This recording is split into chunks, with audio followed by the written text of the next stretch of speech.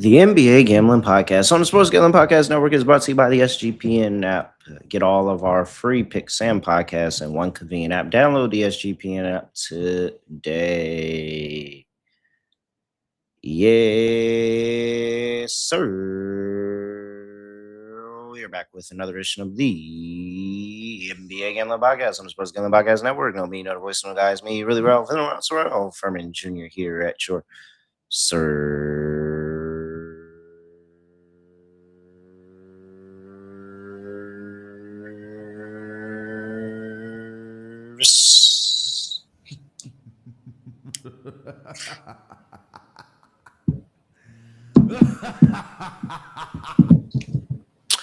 And I just watched my lock cash. Thank you very much. OKC laying 15.5. My dog just missed. Should have took a alt minus 9.5 with the Detroit Pistons. I went for 11 plus. Shouldn't have done that. Pistons won by 10. And then I also missed my prop. Kate assist. We got Lonte here with me breaking down another day of playoff basketball. Lonte, what's going on? Yeah, man, doing good. Interesting basketball the past few days. So looking forward to some game twos. All right, a bunch of game twos to break down. We're going to do all of that. But first, got to make sure that if you're not tapped in, you need to be already subscribed to the NBA Gambling Podcast. Make sure you subscribe to us wherever you get your podcast. Subscribe to us on YouTube, like, comment, subscribe, all of that good stuff over there at the NBA Gambling Podcast. All right. Let's go ahead and dive into the slate here, Lonte. We've got the Philadelphia 76ers in town for game 2 against the New York Knicks. My New York Knicks are up 1-0 against the 76ers. It was BTA, belt to ass, Lonte, as the kids like to say, to the Philadelphia 76ers in that first game. Knicks laying 7.5. 215.5 is the total. Do I have anything of injury report? And yeah, Joel Embiid's on the injury report, but he's going to play. Probably. I'm not worried about that. All right. Lonte, the Knicks handled business in game 1. Are they going to do the same in game 2? By handle business, if you mean win, yes, I think so. But I think the 76 is going to put forth a lot better effort with having, a little bit more time off. Horrible spot. I actually took the Sixers in that game, and that was incorrect. But I don't think you can. It's pretty simple. You don't really have a chance when Embiid and Maxey play the way that they did. So that's number one. Number two, with the way the Knicks have been playing over the past 3 games, I don't think anybody could beat them right now. They're just locked in on another level. I thought defensively they played well. Mikal and OG. OG's been playing on another level all playoffs, but like he was really good on the defensive end, and he was a part of the reason why Maxey was having so much.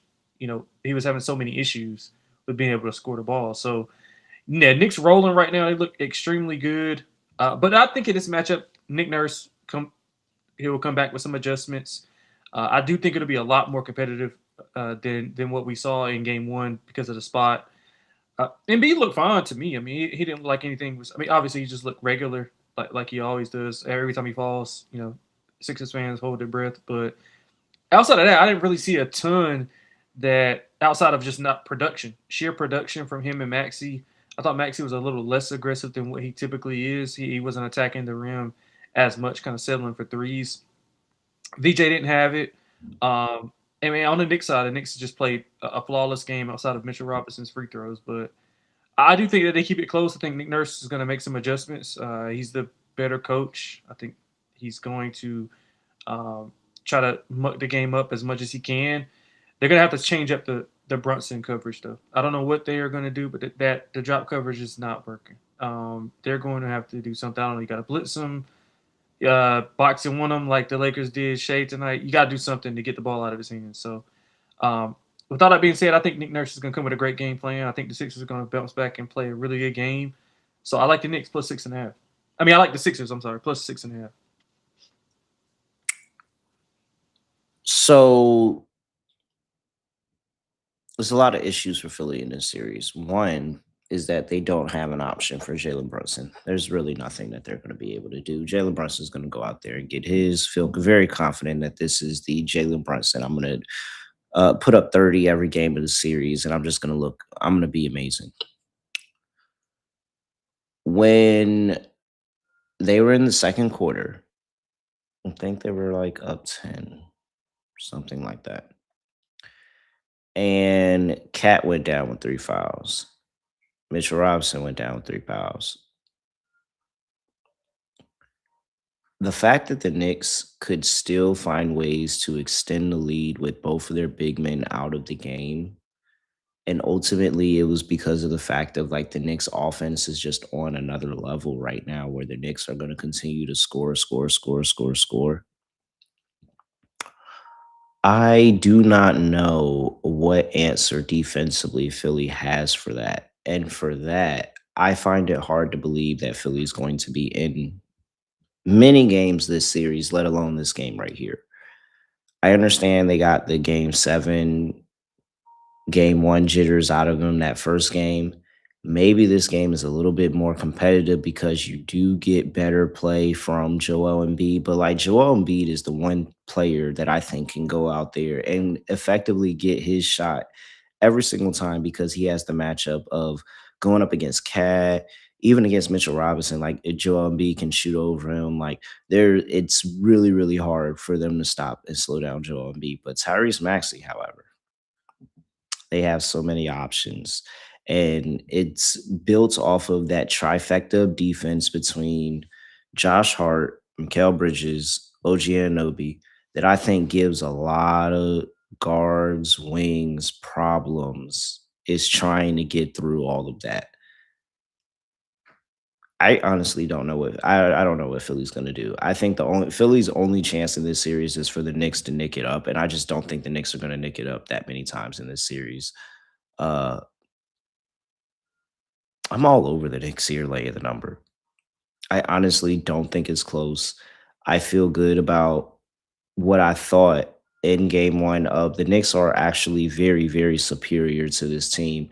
And as long as they go in there and handle business, then this should be in and out pretty good, pretty easily. I think that even if this game is more competitive, the Knicks can still win by 8 points, give us free throws at the end.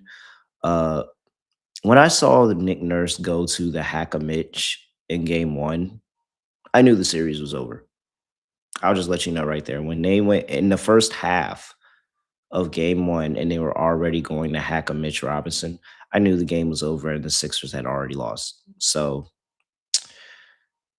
I don't know what adjustments come through. I just think that this Knicks team defensively is built to allow Joe Embiid to go off and withhold the other Sixers, keep this a low scoring game, and then the Knicks are going to be able to put up points. Even if this is an off shooting night for the Knicks, I still think that they can put up some more points than the 76ers. So I'm all over the Knicks, man. I have to go against you, laying the number with the Knicks. I think that they're going to be able to run away with this one yet again. And I just don't think Philly is on the same level as the Knicks, if I'm being honest. I didn't think Philly was a great team coming into the playoffs. I'm not changing my tune just because they won a series against Boston, who I thought the Knicks could beat. So I'm on the Knicks here, laying 6.5, 7.5 here on the Philly side of ball. Totals at 215.5 right now. What do you like? Yeah, I like under. I don't want to get overreact to some three Knicks performances. I do think that if I'm thinking the 76ers are going to put up a better fight, I expect it to be a lot more physicality. I expect a lot more, um, picking up full court. I don't think they're going to allow the Knicks to kind of get into their actions as easy as they did in game 2. So that's going to rely on getting some stops, rebounding the ball, which they didn't particularly do well in certain spots. So I would go under if we get a low scoring game. All right. I like a Philly team total under, but I'm terrified. I mean, I Honestly, truly, I don't even know if I can take an under like with how the Knicks are scoring right now and they how are going to continue to score. I'm just going to keep going Philly team total under. I just think that the Knicks defense has enough to be able to slow them down, and Philly doesn't shoot the ball well enough from the outside to even scare me that the Knicks are going to allow them into some huge, crazy 3-point shooting day. So I will go ahead and lock in on Philly team total. Well, let me give you an exact number on that. Philly's team total is at 104.5. Yes, I actually do think they'll struggle to get to 100. So team total under 104.5 for the Philadelphia 76ers. Player props, what you like? I like Paul George. I like his threes and his threes over, which is typically 2.5 at plus money. Also his points over. He's had 15 plus in, I think, dating back to when he came back at like 16 of 17, something like that. He's been shooting the hell out of the ball. I like some of the actions that they're doing with him as kind of the third option, and he's getting pretty much the third to fourth best defender on the Knicks team. So they're not really showing him a ton of respect. So he's getting the looks that he wants, especially with them being able to double Embiid. So I like Paul George's points and his threes. I think those are correlated. I think he can knock down a couple of threes. I like cat assists, regardless of what the long term numbers say. Just in since the end of the Hawk series into this series, into the first game of this series, he's had the ball in his hands a lot more. So I think him being able to create, Brunson being off ball, saving him some energy instead of him having to dribble the ball up the court, using Cat as an initiator is something that I think that they should continuously go back to. So Cat assists, I think he has 6+ in like 5 of 6 or something like that.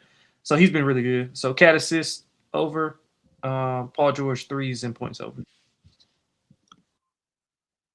Jalen Brunson over 26.5 points is great. Like, that's not going to stay this line. I think by the end of the series, Brunson is going to be at 30.5, if I'm being honest. So as long as Brunson is under 30 points, I'm always going to tell you to buy him up to at least 30 points.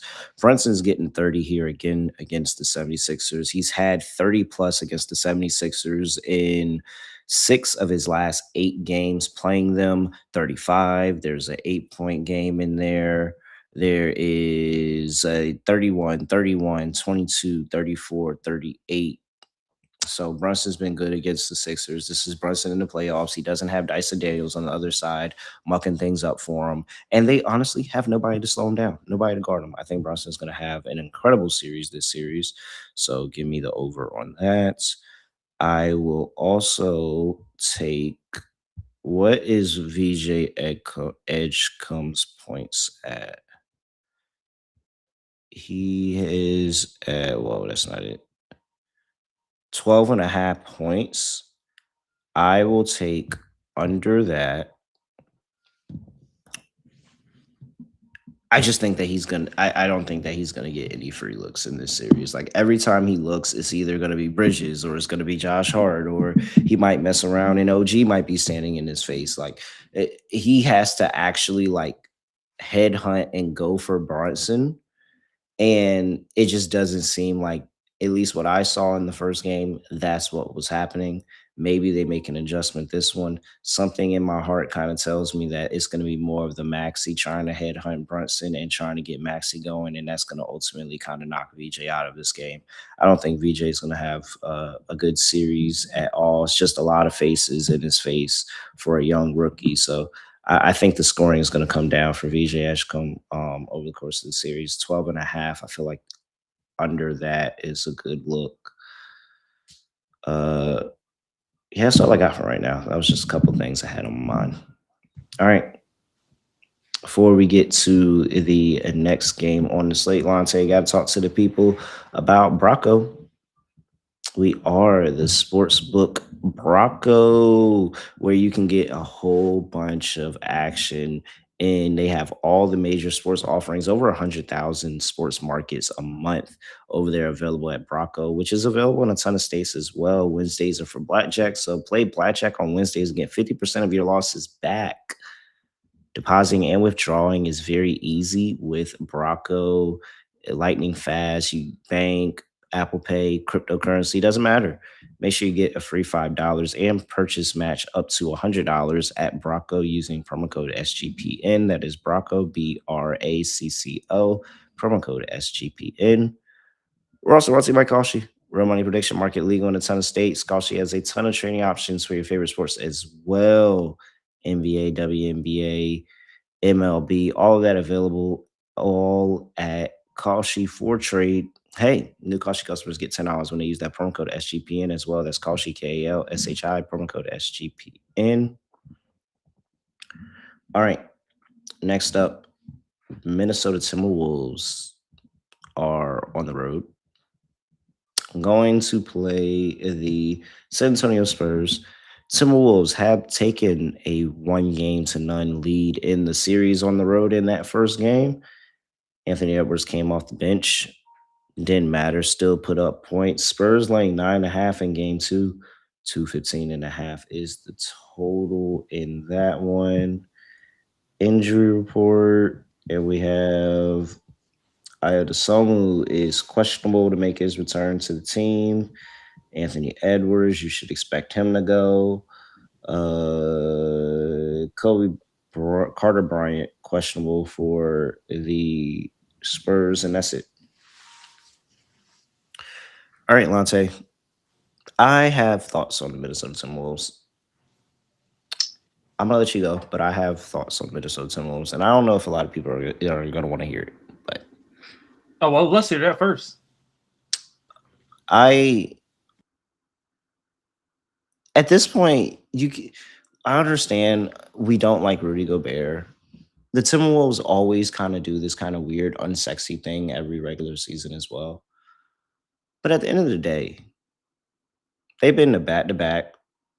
Yeah, pretty sure it's I'm pretty sure it's back to back Western Conference Finals at this point. Yes, they've lost both. Maybe it's not back to back, but it's definitely two because they had the Dallas one and then they had the one to OKC. So maybe it is back to back, something like that. Either way, they have proven that they can get to the Western Conference Finals multiple times. They have proven throughout numerous steps along the way that they are a very capable team of winning playoff series. And so I think that while the Spurs were very, very nice and beautiful in the regular season, that game one very much reminded me there's a difference between regular season basketball and playoff basketball. And this Minnesota Timberwolves team just knows how to play playoff basketball. And I don't think a lot of people want to hear that, but no, this is a team that just knows how to win playoff games. Oh, I thought you had something hotter than that. My bad. No, Yeah. it ain't even. I didn't even really think it's that hot, but I'm just saying, like a lot of people, like I just Minnesota is never like the pick for people to like come out of the West or win all these teams or win all these games or be like a force in the West. But like at least I know they're not for me. But here they are, up 1-game-to-9 against the San Antonio Spurs. And honestly, truly, I'm not surprised at all because this Minnesota team wins games in the playoffs. Like this is what they do. Yeah. First of all, it was a great game. It was a great game. Both teams played extremely well. I thought. Well, both teams played extremely hard. Um, they played well in stretches. I think the Spurs were a little bit shell shocked about how well Anthony Davis was able to move. And while they said the right things as far as they prepared like he was going to play, I can pretty much guarantee you they did not prepare like he was going to play. Because, I mean, he just got cleared to play like 4 or 5 hours beforehand. So by then, you've already been, had your game plan or whatever the case may be. And, although he wasn't 100%, he came in with the second unit, which also, turned things sideways for Mitch Johnson and that staff because now you're having to deal with, okay, Ant's playing with our second unit. So now we got to rotate some guys in. And I really just think that they caught him off guard with that. And Ant was extremely, extremely good in that game, especially in the fourth quarter. So I think they'll adjust. The Spurs, Wemby, Fox, they cannot play like that. Wemby was obviously unreal on the defensive end like he is much of his NBA career. But offensively, he was horrible. Gobert got the best of him a little bit. He wasn't knocking down the threes. I mean, 0 of 8 from three. If he just hits, two of those, and that game changes. And I mean, Finch has been doing some really good stuff as far as offensively. Terrence Shannon really good, but I do think the Spurs are gonna just make some. They'll be prepared for Ant-Man. I think the Timberwolves loves getting a little bit overwhelmed, right? I mean, a little bit overbearing right now. They won a great. That was a great game they won. I mean, the price went down to they're like plus 160 to win the series. That's absurd. I think that's absurd. Is it really like this? Yeah, I think it's absurd. Dog, I mean, outside of Luka Doncic and I mean they even got revenge on Luka with the Lakers, but like, okay, see, this Minnesota team is literally like knocking teams out of the playoffs left and right. It doesn't matter who's in front of them. Like, I don't know, man. I for one think that Minnesota is a lot closer than 9.5 points. You think Huh? You think they can win the series? Yeah, I think they can win the series. No. I said, are you? Do you think they are? Not. Can they? Do I think they will? Yeah. I think that they have a good chance. I don't know if I'm 100% there on 100% will, but I mean they just stole home court back. They're good on the road as well. They don't shy in front of any moment. I think that Rudy Gobert, if you're gonna have anybody that's gonna go out there and try to slow down Victor Wembanyama offensively, then you got want to have Rudy Gobert. Minnesota just has this urge to play really well defensively, especially at home. And at the end of the day, Minnesota is battle tested in the playoffs, and the Spurs are not. So like no, I don't think it's impossible for Minnesota to win this No, series. I mean, I think it's not impossible. I think we were very hard on them. And I for sure I think that this game is way closer than 9.5 points. And I'm not gonna lie.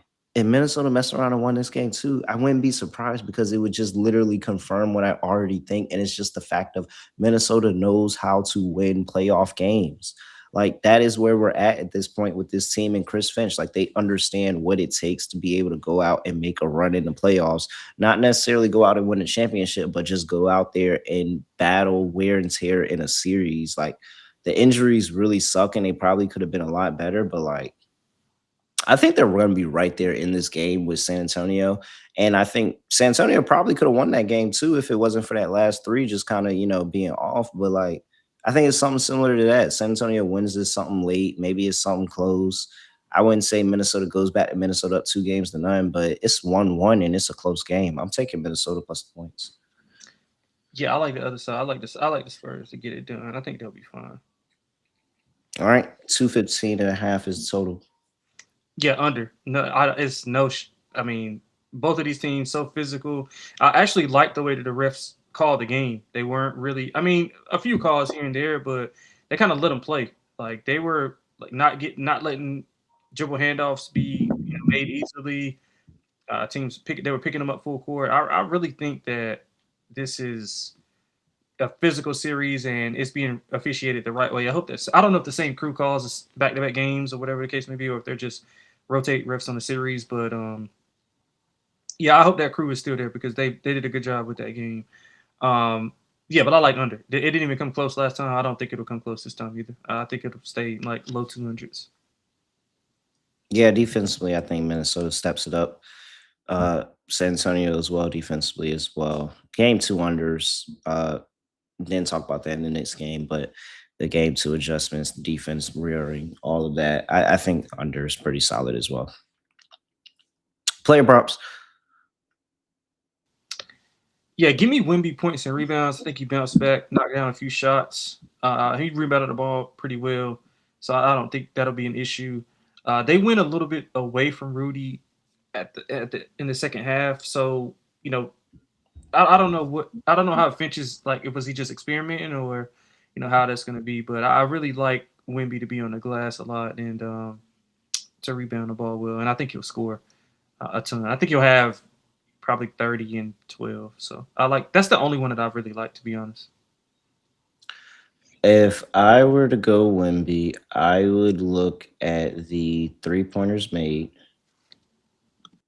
Oh, what's that 2.5? That's actually more than I thought it'd be. But although 2.5 is rather interesting, and I do think that he can potentially go over that, that's a little bit actually richer than I wanted it to be. Ant Man, Anthony Edwards. I mean, 50% Anthony Edwards looked really good last game. Think thinks he continues the scoring, continues to pour it on, be an asset. 20 and a half right now. I think he gets over 20 and a half as his role begins to expound and he begins to do more as well. Champagne missed that three at the end of the game that would have won them the game. And everybody was talking about it's a good shot. He should have kept taking it. He's going to take it 10 times out of 10. Champagne's at 1.5 threes. I think that he's going to go over that mark. He's been over that in 2 of his last 3 against the Minnesota Timberwolves. Uh, I like him to bounce back and be able to hit some more threes. He did hit a number of threes in that game. He just missed that one. I like him to go back over that 1.5 3-point mark. He's going to need to have a big series for San Antonio throughout as well. And yeah, I think that's about it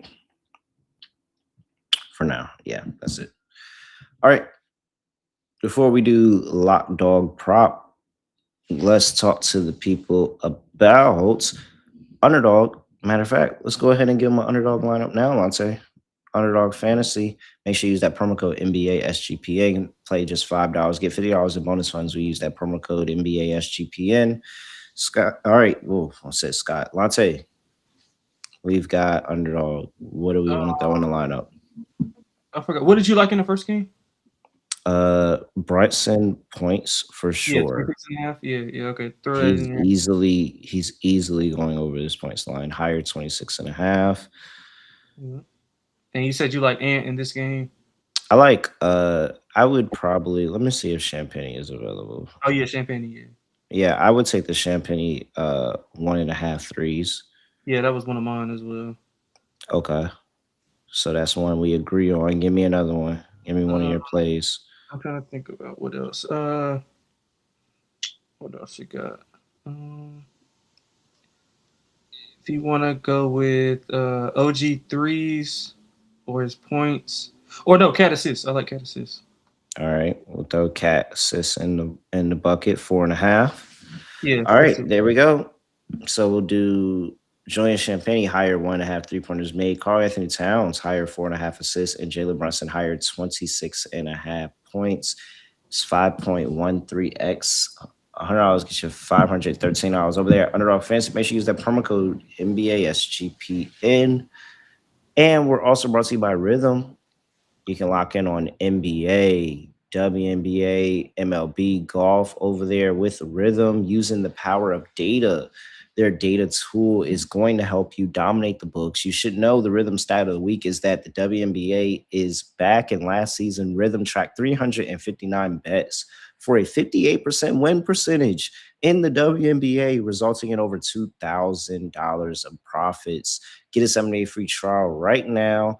Go premium. Use that promo code SGPN25 when you download the Rhythm app. Get 25% off your first month. That is download Rhythm. Use that promo code SGPN25. All right, Lonte, lock, dog, prop. Let's close things out. Yeah, for the lock, give me the Spurs -9.5. For the dog, give me first quarter Philadelphia +1. I see +145, 150. Let's go 145 to be on the safe side. For the prop, I don't want to regurgitate the cat assist, so let me go to something else that I like. Oh yeah, give me a De'Aaron Fox bounce back game. Give me over 17.5 points for De'Aaron Fox. All right. Lock. Under 215.5 for San Antonio and Minnesota. Defense is just too good in this series. I'm expecting a low point scored for majority of the games of the series. I think the total is still too high. Should come down a little bit more. I like under 215.5. Dog Brunson, 30 plus points, and the Knicks to win at plus 192. Prop will be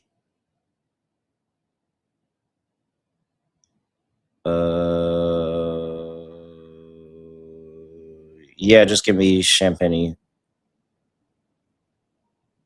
I'll call it 3+3s. I'll take the plus money value. Give me 3+3s for Julian Champagne plus 167. All right. Lonte, anything else for people before we get up out of here? All right. He's at XX Lonte XX on X. I'm at really real __. Make sure you give us a follow at SGPN NBA, youtube.com/NBA Gambling Podcast, and give us a 5-star rating and review wherever you get your podcast. Apple, Spotify, doesn't matter with that. That's it. I have nothing else saying, nothing else to do, no other way of ending the podcast.